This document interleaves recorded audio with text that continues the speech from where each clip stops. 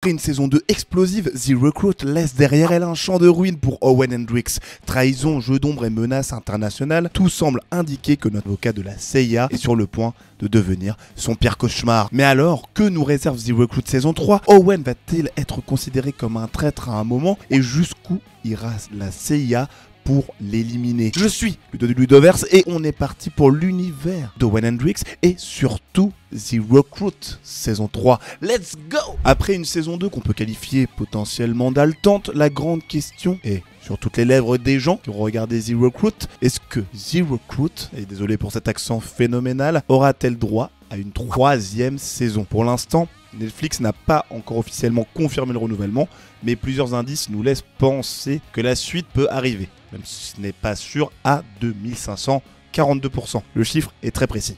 D'abord, il faut que les chiffres de la saison 2 soient bons, dans le sens où la première saison, elle était sortie en décembre 2022, ça remonte quand même pas mal, presque, je vais dire 3 ans, mais allez, disons 2 ans et 1 mois. Elle avait déjà capté donc à l'époque une belle audience et malgré un format qui était quand même assez court avec à peine 8 épisodes, eh bien là la saison 2 en plus a décidé de ralentir encore un petit peu et de dire on balance que 6 épisodes pour cette saison, qui a des avantages et des désavantages. Donc en termes d'avantages, eh bien ça permet notamment grâce à son intrigue rythmée et ses retournements de situation de créer quelque chose où on est pris dans l'histoire du début à la fin. Voilà, pourquoi pas. Pour vous dire, moi j'ai même préféré le rythme qu'il y avait dans la saison 2 par rapport à la saison 1 et même j'ai trouvé déjà globalement que la saison 2 était meilleure que la 1. Rien que pour cette ambiance, on accrochait beaucoup plus à ce qui se passait, etc. Après, ce qui est des avantages, c'est qu'il y a plein d'intrigues et plein de questions auxquelles on n'a pas de réponse, vu qu'en 6 épisodes, c'est comme 6 comme ça d'ailleurs, on est quand même pris par le temps et on peut pas développer toutes les sous-intrigues qu'il y avait à côté. Donc ça, c'est une problématique, mais en même temps,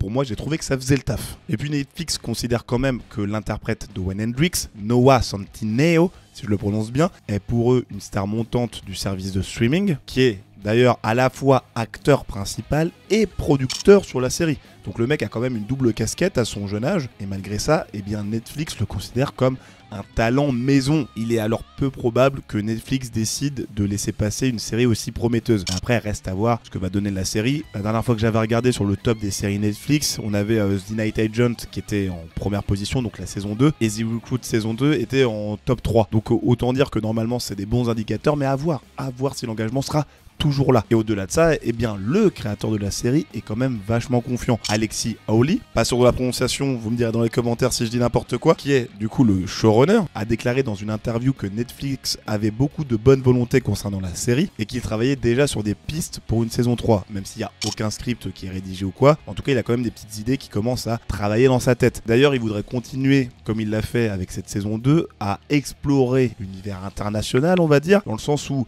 une de ses ambitions, ce serait de filmer et surtout d'autres parties du monde comme l'Amérique latine ou encore l'Afrique, ce qui serait un moyen parfait d'élargir l'univers de The Recruit et d'exposer Owen Hendricks à de nouveaux dangers. Sachant que dans la saison 2, on était quand même vachement centré sur la Corée du Sud, ce qui était d'ailleurs un ajout phénoménal parce que moi j'adore tout cet univers-là qui est la Corée et j'y suis jamais allé, j'aimerais bien. Et là ça m'a encore plus donné envie d'aller en Corée du Sud. Voilà, je précise quand même le Sud, même si ça paraît évident. Mais alors que peut-on attendre de cette potentielle saison 3? Les événements de la fin de la saison 2 laissent présager un tournant radical dans l'histoire, car Owen pourrait bien se retrouver dans le camp des ennemis de la CIA. Mais comment en est-on arrivé là?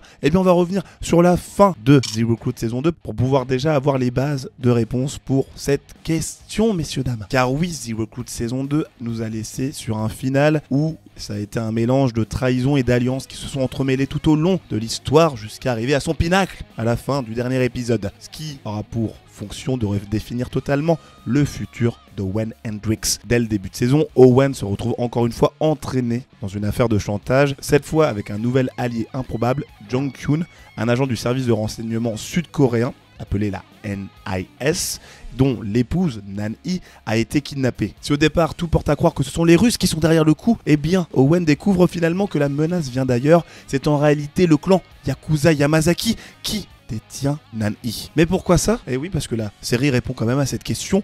Ce serait dû à une opération secrète qui aurait mal tourné. Jong-Kyun, pensant pouvoir infiltrer les réseaux criminels, a décidé d'utiliser l'ONG dans laquelle sa femme travaillait comme couverture pour injecter une crypto-monnaie traçable. Un projet top secret créé conjointement entre la Hayes et la CIA. Je sais pas pourquoi je le dis avec un accent anglais, je trouve ça plus stylé. Voilà. Mais ce qu'ils n'avaient pas prévu, c'est que les Yakuza découvriraient la supercherie, remonteraient la piste et prendraient Nan-I en otage pour se venger. Et c'est là que tout bascule. Parce que bifurquons un petit peu du côté de Nishika. Qui c'est Nishika? Eh bien, déjà depuis la saison 1, remettons un peu encore dans le contexte, The Recruit joue avec l'idée qu'Owen a un point faible majeur, il fait trop confiance aux mauvaises personnes. Et cette saison, évidemment, ne fait pas du tout exception.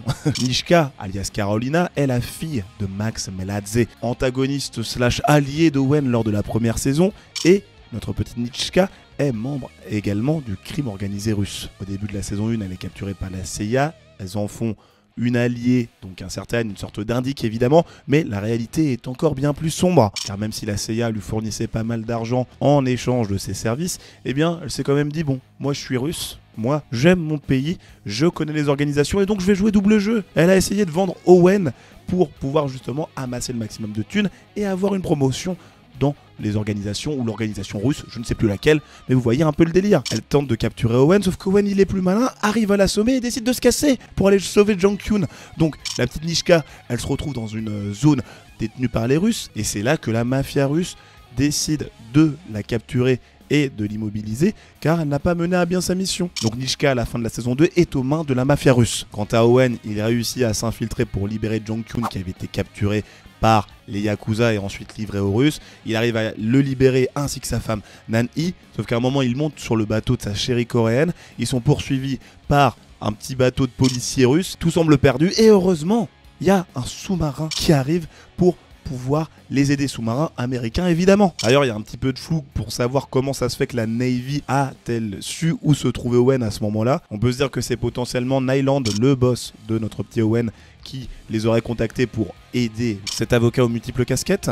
Peut-être son ancienne compagne, si on peut dire copine, je ne sais pas comment l'appeler, qui travaille également à la CIA et qui aurait pu appeler ces services-là. Sauf que ça voudrait dire qu'ils sont allés à l'encontre des ordres du directeur de la CIA qui est Alton West, et ce qui pourrait créer du coup un conflit d'intérêts plus tard. Bon, à voir comment ça va se goupiller dans la saison 3, on va en parler bien évidemment, parce que ouais, Alton West il avait quand même ordonné à Dawn, un agent opérationnel, d'éliminer Jong-Kyun, sauf que bah évidemment elle s'est faite tuer par Nishika au cours du dernier épisode, donc il n'y a plus de petite Dawn malheureusement, ou bien heureusement, j'avoue. Et bref, constat, Owen a survécu et est dans le bateau de la Navy à la fin de la saison 2. Même si on peut se dire que ça pose quand même un sacré problème, car Owen s'est fait repérer ou remarquer si vous préférez par plusieurs instances internationales, que ce soit au niveau de la Russie, des Yakuza japonais ou encore en Corée du Sud. Bon, c'est quand même assez chaud pour lui. Mais avant de se plonger plus là-dedans, on va quand même s'intéresser au cas de Jong-Kyun à la fin de la saison 2, car en effet le final de la saison laisse entrevoir une offre surprenante. Après avoir sauvé Jong-Kyun et sa femme, Owen tente de le recruter officiellement dans la CIA. Car comme vous le savez, Jong-Kyun il a quand même trahi la NIS afin de sauver sa femme, donc il a joué sur plusieurs tableaux juste pour pouvoir la récupérer, ce qui fait qu'aujourd'hui il peut plus du tout retourner sur le sol sud-coréen. Donc Owen, qui considère désormais Jong-Kyun comme son buddy, son pote, son ami, lui propose de rejoindre la CIA, mais ça va nécessiter qu'il balance tous les secrets ou énormément de secrets qu'il détient sur les forces sud-coréennes, et ça peut le mettre dans une position assez compliquée. Mais bon, il n'a plus le choix malheureusement, il peut plus retourner en Corée du Sud, donc là je pense qu'il va signer le papier, il va dire let's go, je vais dans la CIA. Mais sauf qu'il y a quand même un gros problème, parce que Owen, on le sait, il est toujours idéaliste, il semble croire qu'il peut trouver une solution diplomatique à chaque problème, mais est-ce que c'est vraiment possible qu'à la fin de The Recruit saison 2 pose les bases d'un énorme conflit?